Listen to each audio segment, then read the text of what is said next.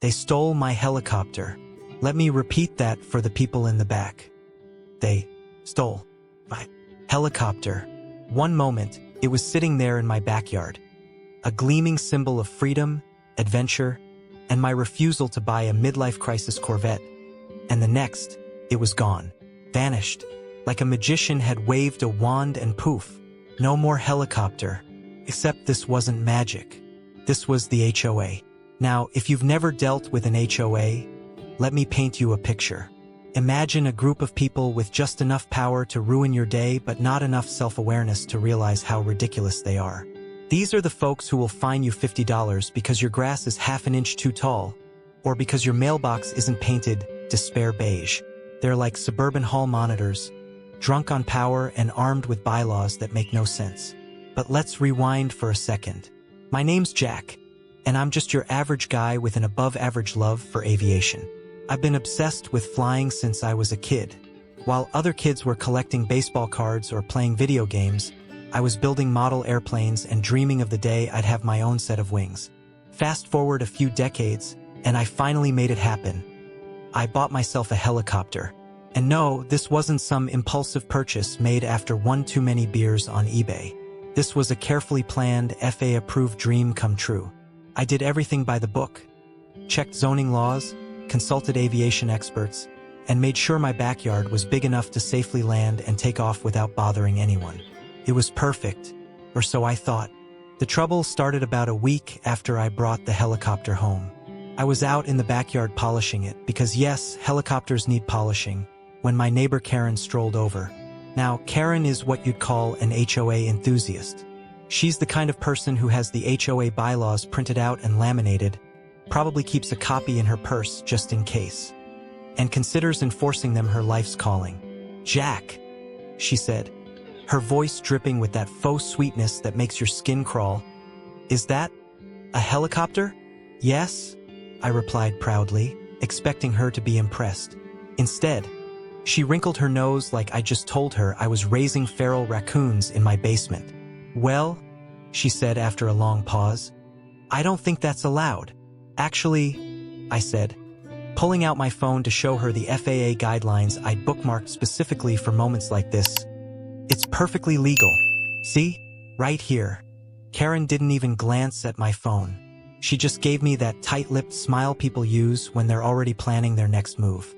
"I'll have to check with the HOA," she said before marching off. I should have known then that trouble was brewing. But honestly, I didn't think much of it. After all, what could they possibly do? It's not like they could tow a helicopter, right? Wrong. A few days later, I came home from work to find a note taped to my front door. It was from Karen, because of course it was, and it read, "Dear Mr. Jack, it has come to our attention that you are storing an unauthorized aircraft on your property.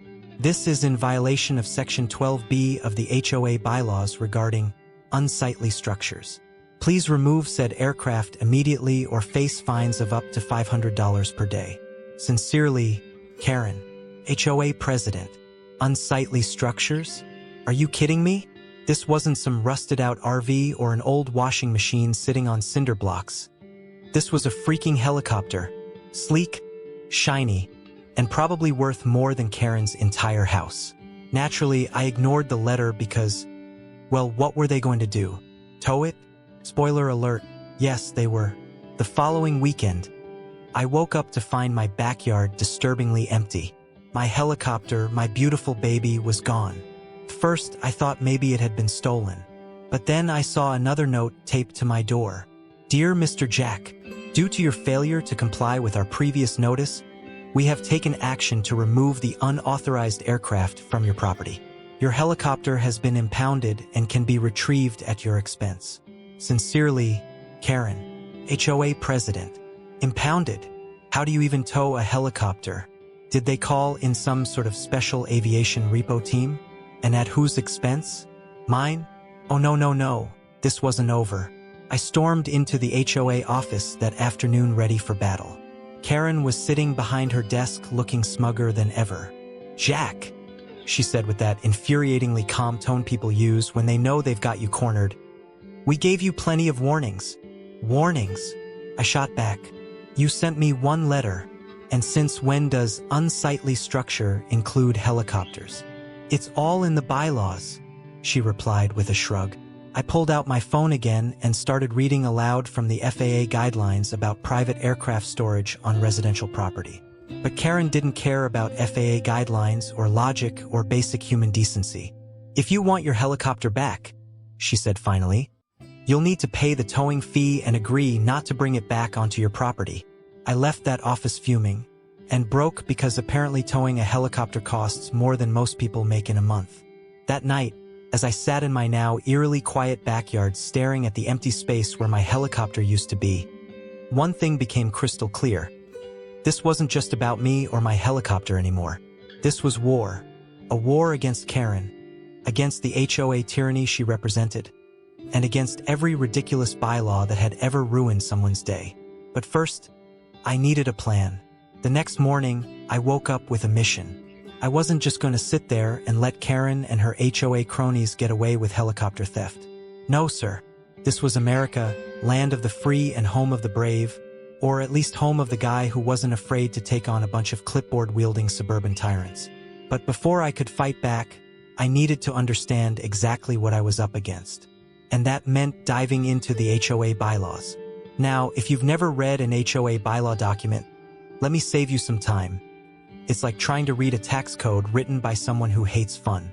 It's full of vague language like community standards and aesthetic harmony, which basically means they can make up whatever rules they want. But I wasn't about to let them win that easily. I printed out the entire 87-page document, grabbed a highlighter, and got to work. By page 12, I was already questioning my life choices. By page 25, I was convinced that Karen had written half these rules herself just to ruin people's weekends. But then, on page 43, I found it. Section 12B, the infamous unsightly structures clause. It read, any structure or vehicle deemed inconsistent with the aesthetic standards of the community may be subject to removal at the discretion of the HOA board. Deemed inconsistent. That was it. That was their whole justification for towing my helicopter. No specifics, no actual standards. Just whatever Karen and her merry band of busybodies decided didn't fit their vision of suburban paradise. But here's the thing. While they were busy deeming my helicopter inconsistent, they'd conveniently ignored another section of their own bylaws, Section 8C, which clearly stated that any action taken by the HOA must be preceded by a formal notice period of no less than 30 days. 30 days. They gave me 1 week and then yanked my helicopter like it was an abandoned shopping cart in a Walmart parking lot. Armed with this knowledge, I marched back into the HOA office, ready to shove their own rules right back in their faces. Karen was there, of course, sipping what I can only assume was decaf tea because no one that joyless drinks real coffee. Karen, I said, slapping the bylaws down on her desk with all the authority of a man who's just spent 8 hours highlighting legal jargon. We need to talk. She looked up at me with that same smug smile she always wore when she thought she had the upper hand. Jack, she said sweetly, have you come to pay your towing fee? No, I shot back. I've come to point out that you violated your own bylaws when you towed my helicopter. That got her attention. She raised an eyebrow but didn't say anything, so I continued. Section 8C, I said, flipping to the page like a lawyer in a courtroom drama. It says right here that you're required to give 30 days notice before taking any action against a homeowner's property. You gave me 7. Karen's smile faltered for just a second before she recovered. Well, she said slowly, the board deemed this situation urgent. Urgent? I laughed. What was so urgent about my helicopter? Was it blocking anyone's driveway? Was it causing traffic jams? Was it emitting toxic fumes into the neighborhood air? No, it was sitting quietly in my backyard minding its own business. Karen opened her mouth to respond but quickly closed it again when she realized she didn't have a good answer. For the first time since this whole mess started, I felt like I had the upper hand. But Karen wasn't done yet. Oh no, she had one more trick up her sleeve. Well, she said finally, even if we didn't follow proper procedure, the board still has the authority to enforce community standards as we see fit. And where exactly are those standards written down? I asked. She hesitated again before gesturing vaguely at the stack of papers on her desk. "They're implied," she said weakly. "Implied," I repeated incredulously. "Karen, you can't just make up rules as you go along because you don't like something. This isn't kindergarten." At this point, a few other homeowners had wandered into the office and were clearly enjoying the show. One guy even pulled out his phone and started recording. Realizing she was losing control of the situation, Karen tried to change tactics. "Jack," she said in her best condescending tone, "this isn't personal. We're just trying to maintain the integrity of our community." "Oh, really?" I shot back. Because last time I checked, Bob down the street still has that inflatable Santa Claus in his yard. And it's April. Where's your concern for community integrity there? The guy recording burst out laughing at that one, and even Karen couldn't hide her annoyance anymore. "Fine," she snapped. "If you want your helicopter back so badly, take it up with our legal team." And just like that, she dismissed me with a wave of her hand like some kind of HOA queen on her plastic throne. But here's where things got interesting. As much as Karen wanted me to believe otherwise, HOAs don't actually have legal teams, at least not ones worth mentioning. They rely on intimidation and vague threats to keep people in line because they know most homeowners won't bother fighting back. But I wasn't most homeowners. Over the next few days, I filed complaints with every agency I could think of. The FAA, because why not? Local zoning authorities, and even small claims court, because sometimes revenge is best served legally. And while all this was happening behind the scenes, word started spreading around the neighborhood about what had happened. Turns out, Karen wasn't exactly popular with everyone else either. People started coming up to me at random, at the grocery store or while walking my dog, to share their own horror stories about ridiculous fines and arbitrary rules enforced by our lovely HOA president. One guy told me he'd been fined $200 because his garden gnome was too whimsical. Another woman said Karen made her repaint her front door 3 times because it wasn't an approved shade of beige gray taupe, whatever the hell color they'd decided on that year. And suddenly, I wasn't just fighting for my helicopter anymore. I was fighting for all of us poor souls trapped under Karen's reign of terror. But first, I needed my helicopter back. And trust me when I say this, getting it back would be only the beginning. After my little showdown with Karen at the HOA office, I realized 2 things. 1, there was no way I was going to win this fight by playing nice. And 2, if I was going to go down, I might as well go down in flames, metaphorically speaking, of course. I didn't actually want to set anything on fire. Yet, now I'm not a petty person by nature. I'm really not. But when someone steals your helicopter and then has the audacity to act like you're the unreasonable one, well, let's just say it awakens something deep inside you. A kind of primal need for justice that can only be satisfied by making the other person regret ever crossing you. So I came up with a plan. A ridiculous, over-the-top, absolutely foolproof plan. Step 1. Get my helicopter back. This part was surprisingly easy because, as it turns out, the impound lot where they were holding it wasn't exactly Fort Knox.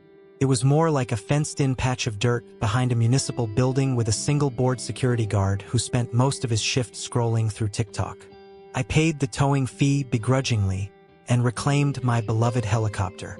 The whole process took less than an hour, and as I flew it back home, legally, mind you, I couldn't help but feel a surge of triumph. But this wasn't just about getting my helicopter back.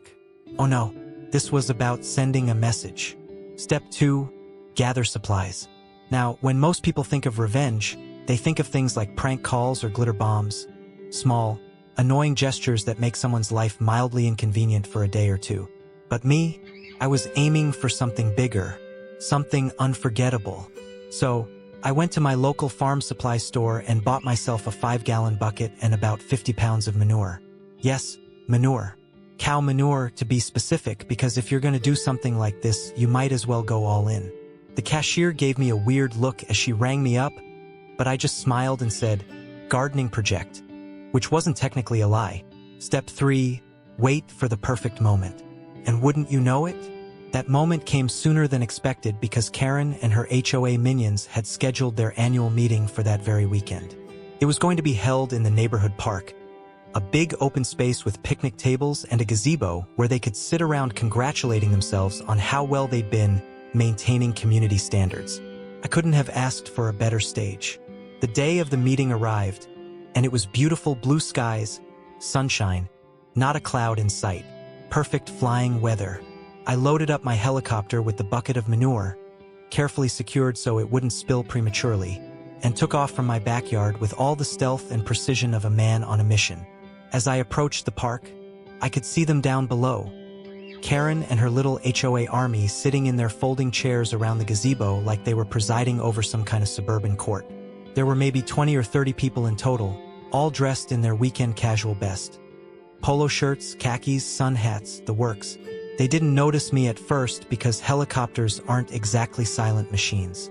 But as soon as they heard the unmistakable whoop whoop whoop of my rotors overhead, every single head turned skyward.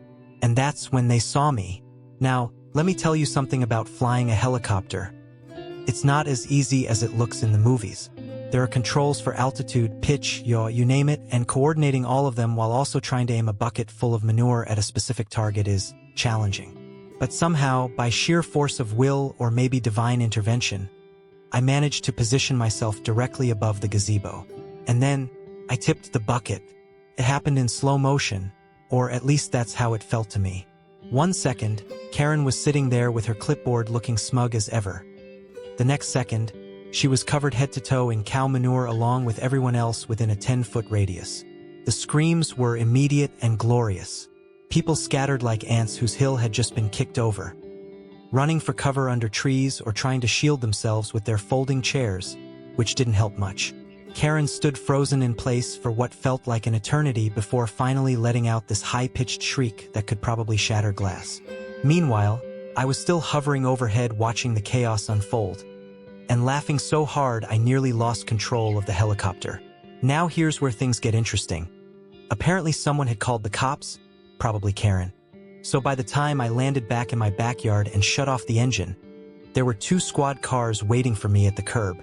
The officers were surprisingly chill about the whole thing, probably because they'd already heard about Karen's antics from half the neighborhood, but they still had to ask me some questions. "Sir," one of them said after taking down my information, "did you really dump manure on an HOA meeting?" I shrugged innocently. It was an agricultural demonstration. He didn't buy it. But he also didn't arrest me because technically what I'd done wasn't illegal, at least not according to my lawyer. At worst, it was considered disorderly conduct, which is basically just legalese for you annoyed some people. Karen tried to press charges anyway, but here's the kicker. When she filed her complaint with the police department, she accidentally admitted that the HOA had violated their own bylaws when they towed my helicopter in the first place. So not only did her case get thrown out almost immediately, she also ended up facing backlash from other homeowners who were fed up with her nonsense. In short, justice was served and it smelled like cow manure. The day after the manure incident, I woke up to a neighborhood that was different. For one, it smelled faintly of cow dung, which I admit was partly my fault. But more importantly, the air felt charged, like the calm before a storm. Word had spread fast. Apparently, half the neighborhood had seen the video of my agricultural demonstration, and the other half had heard about it from their nosy neighbors. I couldn't walk my dog without someone stopping me to say, "You're a legend," or "Karen had it coming." Even Bob, the guy with the inflatable Santa still up in April, gave me a thumbs up from his driveway. But not everyone was thrilled. Karen, unsurprisingly, was livid. She'd spent the better part of the HOA meeting covered in manure, and now she was on a warpath.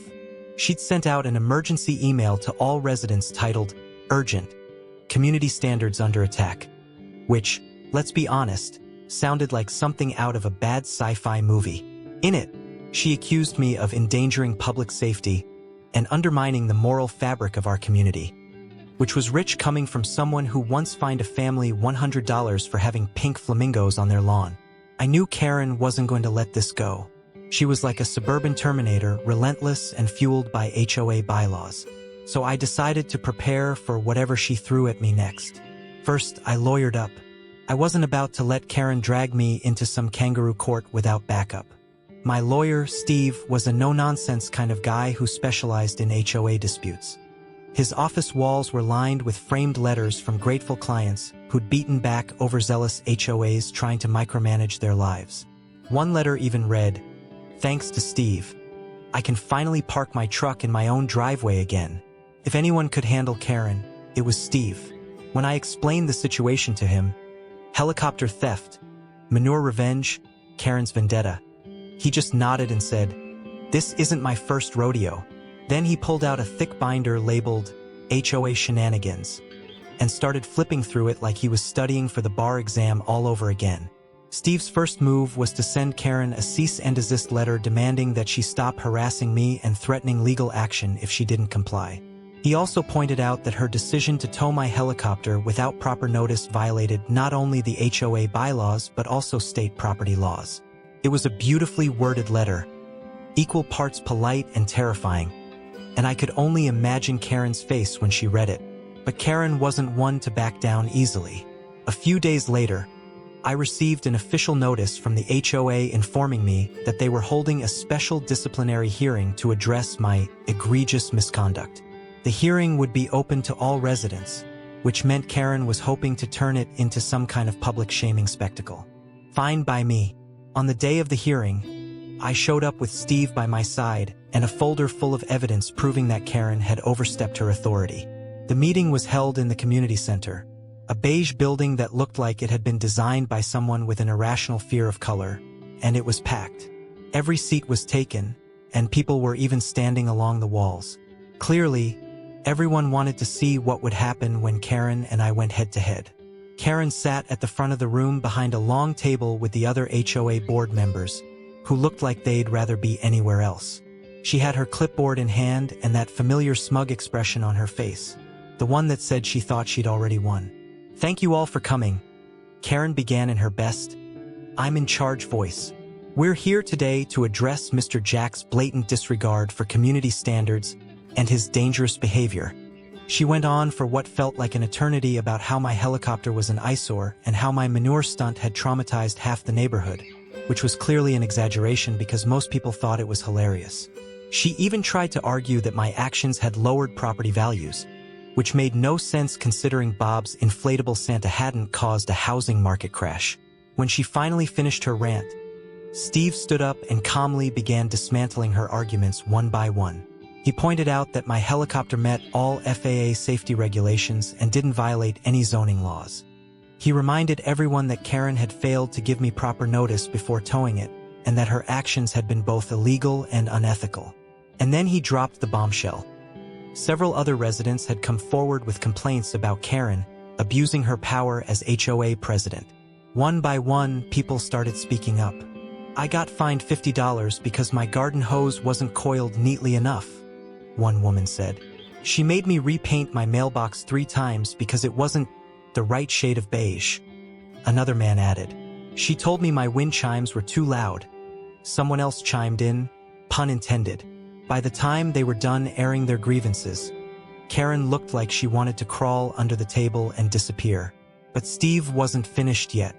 "We're also requesting that this board take immediate action to remove Ms. Karen from her position as HOA president," he said firmly. "Her actions have shown a clear pattern of abuse and have caused unnecessary stress for many residents." The room erupted into applause. Actual applause. Even Bob joined in from his seat near the back.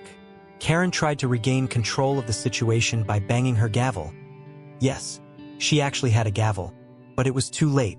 The tide had turned against her. In the end, the board voted unanimously to strip Karen of her presidency and appoint someone else.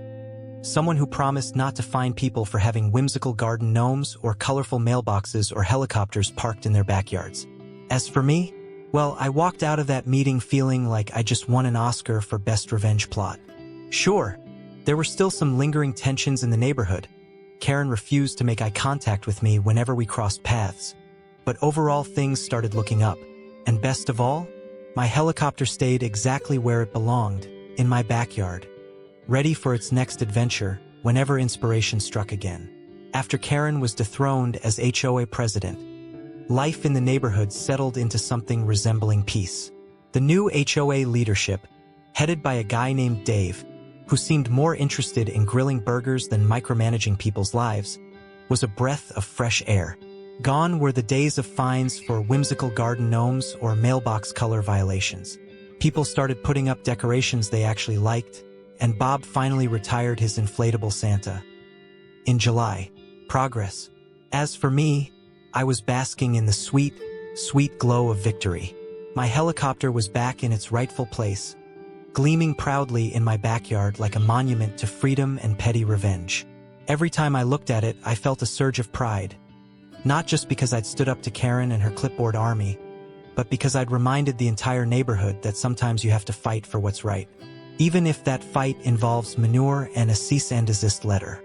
But here's the thing about revenge. It's not just about winning. It's about the aftermath. And let me tell you, the aftermath was interesting. For starters, Karen didn't take her downfall gracefully. She stopped attending HOA meetings entirely, which was probably for the best since no one wanted to hear her lecture about community standards anymore. But she didn't disappear completely. Oh no, Karen became the neighborhood ghost, always lurking just out of sight, peeking through her blinds whenever someone dared to plant flowers that weren't HOA-approved hydrangeas. She even started leaving passive-aggressive notes on people's doors, and signed but unmistakably written in her signature passive-aggressive font. One day, I found a note on my own door that read, "Some of us are still concerned about the safety implications of having an aircraft parked in a residential area. No name, no return address, just Karen trying to stir up trouble from the shadows." I considered writing back with a detailed explanation of FAA regulations and property rights, but decided against it. Why waste my time when I could just ignore her and enjoy my helicopter in peace? Meanwhile, the rest of the neighborhood seemed to embrace the new era of HOA leadership with open arms. Dave held a barbecue to celebrate his first month as president, complete with burgers, hot dogs, and a keg of beer that mysteriously disappeared halfway through the night. "I'm looking at you, Bob." People actually started talking to each other again instead of just exchanging awkward nods while mowing their lawns. It was like we'd all been liberated from some kind of suburban dictatorship. Of course, not everyone was thrilled about my victory. A few people still grumbled about setting a bad example or escalating tensions. But even they couldn't deny that things were better without Karen at the helm. And honestly, most of them were probably just jealous they didn't have their own helicopters. But here's where things get really funny. Remember how Karen tried to argue that my helicopter was lowering property values? Well, it turns out she couldn't have been more wrong. A few months after the whole Manure incident, a real estate agent moved into the neighborhood and started using my helicopter as a selling point in her listings. "Quiet suburban living with a touch of adventure," her ads read. "Live next door to your very own pilot." She even asked if I'd be willing to take potential buyers on short flights around the area. An offer I politely declined because, let's be real, I wasn't about to turn my backyard into an air taxi service. Still, it worked. Houses started selling faster than ever, and prices went up across the board. Suddenly, everyone wanted to live in the neighborhood with the helicopter guy. Even Bob got in on the action by putting up a sign that said, "Helicopter tours available," next to his inflatable Santa, which had now been replaced by an inflatable turkey for Thanksgiving. And what about me? Well, I'd like to say I went back to living a quiet life after all this, but let's be honest. Once you've dumped Manure on an HOA meeting from a helicopter, there's no going back to normalcy. I started getting calls from people all over the country who'd heard about what happened and wanted advice on dealing with their own HOAs. One guy from Florida told me he'd been fined $500 for having too many flamingos in his yard and asked if I could fly down and handle it.